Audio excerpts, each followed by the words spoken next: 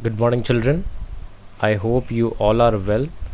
And today's lecture will be electromagnetic induction.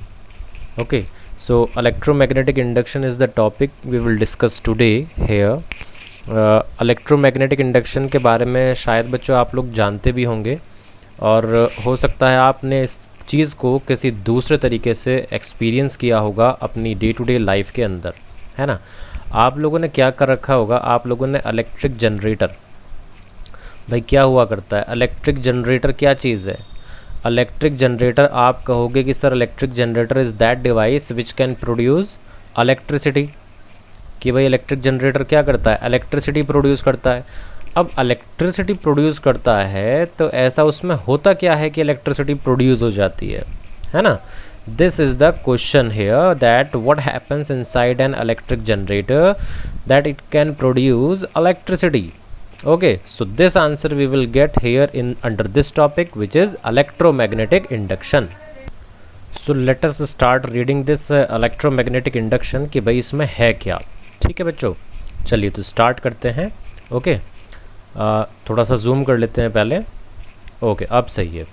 हाँ जी, अब हम पढ़ते हैं व्हेन अ करंट। देखिए आप लोगों ने पहले क्या पढ़ रखा है, when a current carrying conductor is placed in a magnetic field such that the direction of current is perpendicular to magnetic field। मतलब आपके पास कोई करंट कैरिंग कंडक्टर है, ठीक है, आपने उसको मैग्नेटिक फील्ड में रख दिया, तो हम लोगों को पता है कि भाई अगर ऐसा होगा तो कंडक्टर पर एक फोर्स लगेगी, it will experience a force which force causes the conductor to move, जिस फोर्स की वजह से वो कंडक्टर मूव करने लगता है। याद है ना बच्चों? हाँ, तो ये फोर्स की डायरेक्शन हम पता किया करते थे, पता है किस रूल से? Fleming's left hand rule. Fleming's left hand rule को मैंने आप लोगों को ये भी बताया था, you remember this rule as FBI, right. तो अब इलेक्ट्रोमैग्नेटिक इंडक्शन में क्यों पढ़ रहे हैं हम इसको इलेक्ट्रोमैग्नेटिक इंडक्शन में इसीलिए पढ़ रहे हैं क्योंकि जो इलेक्ट्रोमैग्नेटिक इंडक्शन में होगा वो इसका ठीक क्या है, opposite. It is just opposite of electromagnetic induction what we studied here, कि भाई करंट कैरिंग कंडक्टर को मैग्नेटिक फील्ड में रख दो और फोर्स लगने लगेगी, जो ये चीज़ हो रही थी इसका ठीक अपोजिट होगा आपका इलेक्ट्रोमैग्नेटिक इंडक्शन के अंदर। तो इसमें एक्चुअली क्या है, देखिए, imagine a situation in which a conductor is moving inside a magnetic field और magnetic field is changing around a fixed conductor. आप इस लाइन को छोड़िए, है ना, कंफ्यूजिंग हो जाएगा बहुत ज़्यादा, आप सिर्फ इतना पढ़िए। A situation in which a conductor if a conductor is moving inside magnetic field, then क्या होगा भाई, अगर कोई कंडक्टर है, कंडक्टर को आप मूव करा रहे हो, कहाँ मूव करा रहे हो, मैग्नेटिक फील्ड में मूव करा रहे हो, मैग्नेटिक फील्ड में मूव करा रहे हो, तो आपको क्या महसूस होगा, आपको ये महसूस होगा कि उस कंडक्टर में करंट प्रोड्यूस हो रही है, करंट प्रोड्यूस हो रही है। यही डिस्कवर किया था फैराडे ने अपने एक्सपेरिमेंट के अंदर, विच ही परफॉर्म्ड इन 1831। तो इलेक्ट्रोमैग्नेटिक इंडक्शन किसके द्वारा दिया गया है, it is given by Faraday, Michael Faraday. Okay, and Michael Faraday said that in electromagnetic induction if a conductor is moved in a magnetic field, then a current is produced. This current is called induced current. This current is called induced current. इस current को हम क्या कहते हैं, induced current कहा करते हैं। ठीक है बच्चों, बस ये हुआ करता है इलेक्ट्रोमैग्नेटिक इंडक्शन में। अब आप लोग कहोगे कि तो सर ये पहले वाले का अपोजिट कैसे हो गया? देखिए ध्यान से, पहले जो हमने पढ़ा था उसमें क्या पढ़ा था कि करंट कैरिंग कंडक्टर है, ठीक है, करंट पहले से ही था हमारे पास, उसको हमने मैग्नेटिक फील्ड में रख दिया और फोर्स एक्सपीरियंस होने लगी। अब यहाँ पर क्या पढ़ा हमने, यहाँ पर हमने पढ़ा कि किसी कंडक्टर को मूव कराया, मूव कराने के लिए क्या है, फोर्स चाहिए, मूव कराया कहाँ पर, मैग्नेटिक फील्ड में मूव कराया, और ऐसा करने पर क्या हुआ, करंट प्रोड्यूस हो गई। अब बताइए ये उल्टा है या नहीं है, इलेक्ट्रोमैग्नेटिक इंडक्शन उल्टा है या नहीं है, इस फैक्ट का जो हमने पहले पढ़ा था कि भाई फोर्स एक्सपीरियंस करता है। बताइए कितना आसान है याद करना, है ना। तो इस तरीके से इलेक्ट्रोमैग्नेटिक इंडक्शन प्रोसेस के थ्रू इलेक्ट्रिक जनरेटर क्या करते हैं, इलेक्ट्रिसिटी प्रोड्यूस करते हैं। ये इलेक्ट्रिसिटी प्रोड्यूस करते हैं। कैसे होता होगा भाई, सीधी सी बात है, इलेक्ट्रिक जनरेटर के अंदर एक कंडक्टर रहता होगा, वो कंडक्टर मूव करता होगा, कहाँ पर करता होगा, मैग्नेटिक फील्ड में मूव करता होगा, और क्या प्रोड्यूस हो जाता है बच्चों, करंट। बहुत बढ़िया, शाबाश, अद्भुत, very well done. Okay, so this was our theory regarding electromagnetic induction. The meaning of electromagnetic is about electric current. इसका मतलब आप यहाँ किससे समझ सकते हो, इलेक्ट्रिक करंट से समझ सकते हो, ठीक है, जो कि इलेक्ट्रिक चार्ज से भी रिलेटेड होता है। Right, now what is the meaning of this word induction? Induction meaning is to give birth, or you can say to produce something. To give birth, or you can say to produce something, right? So this was everything about electromagnetic induction. Now let us see what more we have here in our chapter, right? So yes, this is the figure shown here. With the help of this figure, now we will try to understand that what is electromagnetic induction actually. What you can see here, you can see a coil here. This coil is made by wrapping, by wounding wire of copper or any wire you can take here. The two ends of the wire are connected by a device which is called galvanometer. By a device which is called galvanometer. Now this is important to discuss that what is galvanometer. So what is galvanometer? It is a device by which we can detect, अभी क्या detect कर सकते हैं, we can detect the flow of current. हम galvanometer से किसी भी circuit में अगर करंट फ्लो हो रहा है या नहीं हो रहा है तो उसको डिटेक्ट कर सकते हैं, ठीक है। होता क्या है इसमें, देखिए यहाँ पर कैपिटल G लिखा रहता है मीटर पर, ये देखिए यहाँ पर लिखा भी है, and it has its zero at the centre. To the left it has some what you can say, divisions. On the right side also it has some divisions, correct. And zero it has at its center, correct. अब बच्चों मान लीजिए current suppose करिए ऐसे flow हो रही थी इस तरीके से, then the needle will deflect to this side. भाई जीरो कहाँ पर है, बीच में है, तो नीडल कहाँ आ जाएगी, इस साइड पर आ जाएगी. If the current is flowing like this, that means from right side to left side of galvanometer. समझ में आ गया. अब चलो इसका उल्टा लेते हैं हम, है ना. Let us take opposite and suppose the current is flowing in this direction, then in which direction the galvanometer will show deflection? Yes, this is the direction in which galvanometer shows deflection. Right, it means that through galvanometer current is flowing from left end to the right end, है ना. अब देखिए हम इसे यहाँ पर क्यों connect किया गया है, ये क्या दिख रहा है आपको, this is a bar magnet, this is a bar magnet, right. Okay, so why we are given this bar magnet here, है ना. इसका क्या मतलब है, अब बार मैग्नेट देने का रीजन ये है बच्चों, to make presence of, भाई बार मैग्नेट से क्या होगा, to make presence of magnetic field. To make presence of magnetic field, we brought this bar magnet here near to this coil. इस कॉइल के पास इसीलिए हम क्या लेकर के आए, एक बार मैग्नेट लेकर के आए, so that we can make the presence of magnetic field here. Reason, क्योंकि भाई हमें पता है इलेक्ट्रोमैग्नेटिक इंडक्शन में हमने पढ़ा है कि कंडक्टर को आपको मूव कराना पड़ेगा, कहाँ पर, मैग्नेटिक फील्ड में, तब जा कर के करंट प्रोड्यूस होगा, है ना. अब आप एक काम कर लो, या तो आप कंडक्टर को मूव करा लो इस तरीके से, लेफ्ट राइट, और you can do one thing, you can move this bar magnet to left and right, और you can say to near and far from this coil. ठीक है, the thing is you have to move continuously either of them, इनमें से किसी एक को आपको लगातार क्या करना पड़ेगा, मूव कराना पड़ेगा।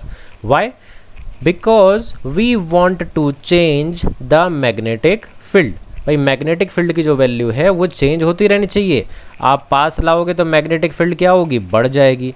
आप दूर लेकर के जाओगे मैग्नेटिक फील्ड क्या हो जाएगी, घट जाएगी। तो ये जो मैग्नेटिक फील्ड है this has to be changed, ये भी कहा था फेराडे ने अपने इलेक्ट्रोमैग्नेटिक इंडक्शन में। ठीक है भाई, तो क्या हुआ, बार मैग्नेट आप इसके पास लेकर के आए, इस कॉइल से क्या होगा, मैग्नेटिक फील्ड लिंक करेगी। सही बात है, जैसे ही लिंक करेगी तुरंत एक क्या होगा, करंट प्रोड्यूस होगा, and that current we can detect with the help of galvanometer, जो कि आपको यहाँ पर ये डिफ्लेक्शन देखे दिख भी रही होगी। सही बात है। अभी इस तरीके से हम क्या कर सकते हैं, with the help of a bar magnet or you can say a magnet, we can produce electric current. So this is all about electromagnetic induction. Let us see what else we have in our chapter. Okay, wait a minute. Yes. Okay, now here again you are given about galvanometer. If you want to see here, this is a type of galvanometer. Here we can do one connection, means one wire we can connect here, other wire we can connect here. You can see at the center we have 0 and on either sides, मतलब दोनों sides में हमारे पास values हैं। दोनों side में बच्चों इसलिए होते हैं क्योंकि कहीं करंट जो है किसी भी डायरेक्शन में फ्लो कर सकता है, और डायरेक्शन में कहाँ, किस डायरेक्शन में फ्लो कर रहा है, this also you can detect with the help of galvanometer. Let us read here. Galvanometer is an instrument that can detect the presence of current in a circuit, and the same we read here. जो मैंने अभी अभी आप लोगों को बताया था वो क्या था बच्चों, वो भी यही चीज़ थी। चलिए इसके बाद जो है ये माइकल फेराडे के बारे में दे रखा है, आप लोग चाहो तो पढ़ सकते हो, चाहो तो आप लोग छोड़ सकते हो, आप लोगों की विश। ठीक है, अब ये जो चीज़ है ये क्या है, देखिए लास्ट वाले केस में क्या था, प्रीवियस केस में we brought a bar magnet near and far, means we were moving a bar magnet near a coil, correct, और and we have seen that in the galvanometer we can see that electric current was produced, right? अब यहाँ पर क्या है बच्चों, यहाँ पर क्या है, यहाँ पर बार मैग्नेट नहीं है, तो बार मैग्नेट की जगह पर क्या है, बार मैग्नेट की जगह पर ये कॉइल है। अब ये कॉइल क्या करेगी, ये जो कॉइल है it is acting like a magnet here, ये कॉइल क्या कर रही है, एक मैग्नेट का काम कर रही है। देखिए कैसे, this is your coil and this coil you connected with the help of through a battery, ये बैटरी से करंट फ्लो होगा, जैसे ही कॉइल में करंट फ्लो होगा एक मैग्नेटिक फील्ड प्रोड्यूस होगी, हमने पढ़ रखा है सोलेनॉइड की वजह से मैग्नेटिक फील्ड प्रोड्यूस होती है, राइट है ना, हाँ बिल्कुल सही। तो मैग्नेटिक फील्ड जो प्रोड्यूस हुई वो मैग्नेटिक फील्ड लिंक करेगी इस कॉइल के साथ, कॉइल के साथ लिंक करेगी तो तुरंत क्या होगा, इलेक्ट्रिक करंट प्रोड्यूस होगा कॉइल नंबर 2 में, and that current we can detect with the help of galvanometer. okay, ये सब चीज़ें आप लोग पढ़ रहे हैं इलेक्ट्रोमैग्नेटिक इंडक्शन में, और इन चीज़ों को आप प्रैक्टिकली करके भी देख सकते हो, राइट। तो आप लोग अगर प्रैक्टिकली करके देखोगे ना फ्रेंड्स, तो आप लोगों को और भी ज़्यादा मज़ा आएगा पढ़ने के साथ साथ। You do things practically. Now here we have Fleming's right hand rule. Now for what Fleming's right hand rule is used, let us see that. Fleming's right hand rule, before this we studied Fleming's left hand rule. भाई Fleming's left hand rule किसके लिए होता था, ये होता था to determine the direction of force. So we can say that Fleming's right hand rule will be to determine the direction of current. भाई current हम इंड्यूस करा रहे हैं इंडक्शन के अंदर, है ना, तो करंट किस डायरेक्शन में इंड्यूस हो रही है, this also we should have, this also must be known to us, कि भाई इलेक्ट्रिक करंट किस डायरेक्शन में प्रोड्यूस हो रही है। तो उसके लिए क्या करेंगे, आप लोगों को अपना राइट हैंड लेना पड़ेगा। ठीक है जी, आप लोगों ने अपना राइट हैंड लिया। उसके बाद में you have to take 3 things of your right hand. First of all your thumb, second thing your forefinger, third thing your middle finger, right? After this you stretch all these 3 things, all the 3 things perpendicular to each other, perpendicular to each other, right? आप समझते समझते इसको apply भी कर सकते हो। ठीक है बच्चों, अब मान लीजिए आप कंडक्टर को इस डायरेक्शन में क्या करा रहे थे, मूव करा रहे थे। ये डायरेक्शन हो गई आपके मूवमेंट ऑफ कंडक्टर की। Movement of conductor will be represented by the thumb, in which the thumb will be pointing. जिस भी डायरेक्शन में थंब पॉइंट कर रहा होगा उसी डायरेक्शन में हम मान करके चलेंगे कि कंडक्टर मूव कर रहा है। उसके बाद आपको क्या करना है, 4 finger you have two point in the direction of magnetic field. भाई अगर आपको मैग्नेटिक फील्ड दे रखी है या मैग्नेट दे रखी है, मैग्नेटिक फील्ड की डायरेक्शन पता होगी आप लोगों को, तो आप लोगों को क्या करना है, मैग्नेटिक फील्ड की डायरेक्शन में 4 फिंगर को पॉइंट करना है। ठीक है, थंब और 4 फिंगर ये दोनों पॉइंट कर ली। उसके बाद आपको क्या करना है, you have to stretch your middle finger and the direction. जिस भी डायरेक्शन में ये मिडिल फिंगर बच्चों पॉइंट करेगी, याद रखिएगा वही डायरेक्शन होगी जिस डायरेक्शन में करंट इंड्यूस हुआ है, यानी कि मिडिल फिंगर ही करंट की डायरेक्शन को बताने का काम करेगी। 4 फिंगर मैग्नेटिक फील्ड, थंब हो जाएगा मूवमेंट के लिए, है ना, मूवमेंट के लिए, मैग्नेटिक फील्ड के लिए, and middle finger is for current, right. तो करंट इसकी हेल्प से हमें डायरेक्शन पता चल सकती है। अब देखिए इसका स्टेटमेंट क्या होगा बच्चों, स्टेटमेंट इसका यहाँ पर दे रखा होगा, आप लोगों के पास बुक होगी तो बहुत अच्छे से देख सकते हैं आप लोग। Let us have a look on the statement from where we starts writing for Fleming right hand rule. A simple rule to know the direction of induced current, ये नहीं लिखना आपको, you have to start writing from here. Stretch the thumb, 4 finger, middle finger of right hand so that they are perpendicular to each other। यहाँ तक लिखा, आपको फिर ये वाली चीज़ नहीं लिखनी है, as shown in figure 13.18। then if the 4 finger indicates the direction of magnetic field, मतलब 4 finger magnetic field, 4 finger magnetic field की डायरेक्शन को रिप्रेजेंट करता है। Thumb shows the direction of motion of conductor, भाई मोशन कहाँ करा रहे हैं आपको ये थंब बता देगा। Then the middle finger shows the direction of induced current, तब middle finger जिस डायरेक्शन में होगी it will be the direction of your induced current। This is the statement for Fleming's right hand rule।